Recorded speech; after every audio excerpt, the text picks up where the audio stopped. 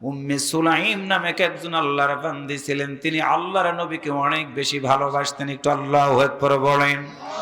আসিয়া রাদিয়াল্লাহু তাআলা আনহা, মরিয়ম রাদিয়াল্লাহু তাআলা আনহা, আল্লাহর দুনিয়াতে যতগুলো মহিয়সী নারী ছিলেন, উম্মে সুলাইম তার মধ্যে অন্যতম দৃষ্টান্ত স্থাপন করে রেখে দিয়েছেন।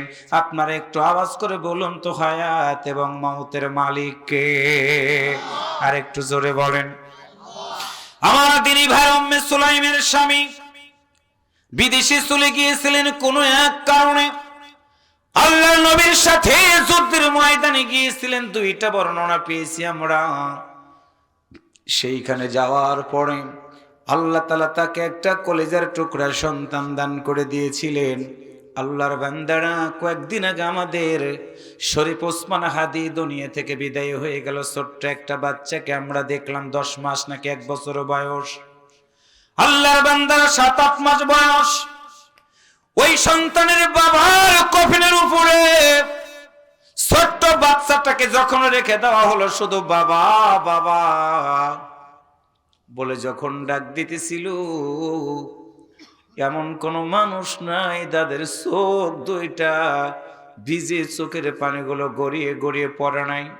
ছোট্ট সন্তান বোঝে না তার বাবা চলে গেছে রে, সাদা কাফন পরায়া কবরের ভিতরে নিয়ে যাওয়া হবে, ছোট্ট সন্তান বোঝে নাই। আল্লাহর বান্দা হাদি দুনিয়া থেকে চলে গেল, লক্ষ মানুষ জানাজা নামাজে শরীক হয়ে গেল। ঠিক হাদির মতো একদিন আমরাও চলে যাব।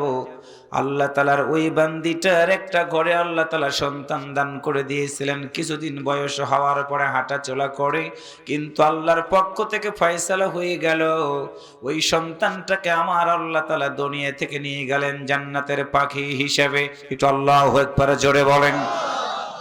দীর্ঘদিন পরে যুদ্ধের ময়দান থেকে স্বামী ফিরে এসেছেন। দুইটা বর্ণনা পেয়েছি। একটা বর্ণনা হলো বিকালবেলা উম্মে সুলাইমের সন্তানটা দুনিয়া থেকে বিদায় হয়ে গেল। ইতিমধ্যে সংবাদ পেয়ে গেছে স্বামী আসবে। কত বড় ধৈর্যশীলা মহিলা ছিলেন। আল্লাহর বান্দারা সন্তান মারা যাওয়ার পর নিজে ঘরের ভিতরে দরজা বন্ধ করে কিছু সময় চিৎকার করে কাঁদেন নাই, চোখ বেয়ে বেয়ে পানিগুলো ছেড়ে দিয়ে শুধু এতটুকু বলেছিলেন, আল্লাহ আমার এই সন্তানটাকে তুমি তুলে নিয়ে গিয়েছো, তুমি তো ওয়াদা দিয়েছো নিষ্পাপ মাসুম বান্দাদের সাথে জান্নাতের ভিতরে দেখা হবে। আল্লাহ এই সন্তান আমাকে কোনোদিন মা বলে ডাক দিবে না, কিন্তু আল্লাহ বলো এই সন্তানের জন্য আমি মা 10 মাস ঘুমাই নাই। এই সন্তানের জন্য আমি কত রাত কেটে গেছে, জাগ্রত থেকেছি। আল্লাহ সেই সন্তান আজকে আমারে মা বলে ডাক দেয়। আমার মতো মা আজকে কোলটা খালি হয়ে গেল। আল্লাহ সন্তানটাকে রেখে দিলাম তোমার কাছে একটা শুধু আশা, এই সন্তানটা যেন আমাকে কিয়ামতের ময়দানে ডাক দিয়ে দিয়ে আল্লাহর জান্নাতের ভিতর আমাকে নিয়ে যায়। আল্লাহ মাসুম বাচ্চার জীবনে কোনো গুনাহ নাই, কিন্তু আমার কলিজাটা ছিদ্র হয়ে গেছে। মালিক আমার স্বামী বাড়িতে নাই, বাড়িতে আসলে কি জবাব দিব? তুমি নিয়ে নিয়েছো, তবে তোমার কাছে একটি আশা, আল্লাহ আমার এই সন্তানটার সাথে যেন আমি জান্নাতের ভিতরে থাকতে পারি। সম্মানিতা মা বোনেরা বুঝবেন ভালো করে। ইতিমধ্যে সন্ধ্যা হয়ে গেল, যখন ঘরের দরজাতে দাঁড়ায় কে যেন ডাক দিল। ঘরের দরজাটা খুলে দেখে তার স্বামী ঘরের ভিতরে সালাম দিয়ে প্রবেশ করলেন। জিজ্ঞাসা করলেন, কেমন আছো তুমি? সুন্দর করে বললেন, ভালো আছি আমি। এমন সময় জিজ্ঞাসা করলেন, কলিজার টুকরা সন্তানটা কথাই তুমি কি বলবা না? আল্লাহর বান্দার স্ত্রী কত শক্ত মানুষ, আল্লাহর বান্দারা বুঝবেন ভালো করে। ওই মেয়েটা স্বামীকে ডাক দিয়ে বলে, স্বামী আমার, আপনাকে একটা কথা বলবো। আমার আদরের সন্তান সুন্দর করে পাশের রুমের ভিতর আমি তাকে ঘুম পাড়ায় রেখে দিয়েছি। এখন যদি আপনি যান ঘুমটা ভেঙে যাবে। ডাক দেওয়ার দরকার নেই, অপেক্ষা করেন, আমি আপনাকে সকালবেলা ডাক দিয়ে সন্তানটাকে দেখা করার সুযোগ করে দিব। তার মানে হলো স্বামী দীর্ঘদিন পরে বাড়িতে এসেছে, যদি শুনে তার কলিজার টুকরা সন্তান নাই, স্বামী বিরহ ব্যথা পাবে, সহ্য করতে পারবে না, হয়তো বা হার্ট অ্যাটাক করে দুনিয়া থেকে বিদায় হয়ে যেতে পারে। কিন্তু ওই মহিলা আল্লাহর কথাটা মনে রেখেছেন, ইন্নাল্লাহা মাআস সাবিরিন, ধৈর্যশীলদের সাথে একজনই আছেন। আওয়াজ করে বলেন তো তিনি কে? আর একটু জোরে বলেন।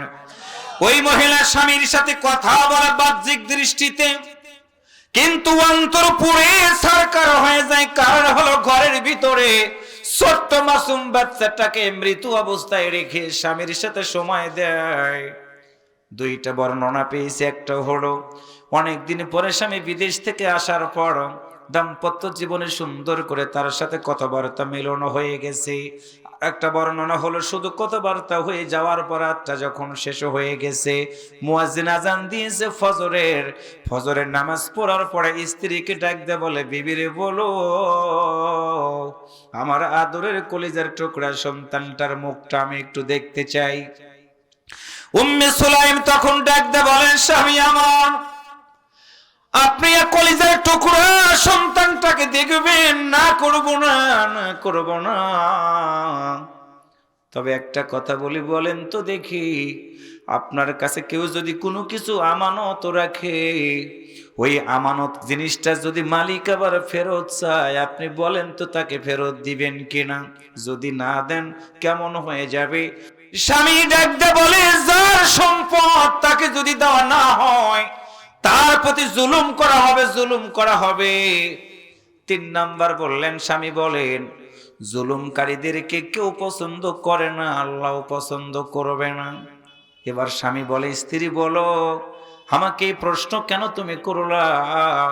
সঙ্গে সঙ্গে উম্মে সুলাইম দুইটা হাত দিয়ে স্বামীর দুইটা পা জড়িয়ে ধরলেন। দুইটা পা জড়িয়ে ধরে চোখের পানি ছেড়ে দিয়ে বলে, স্বামী আমার,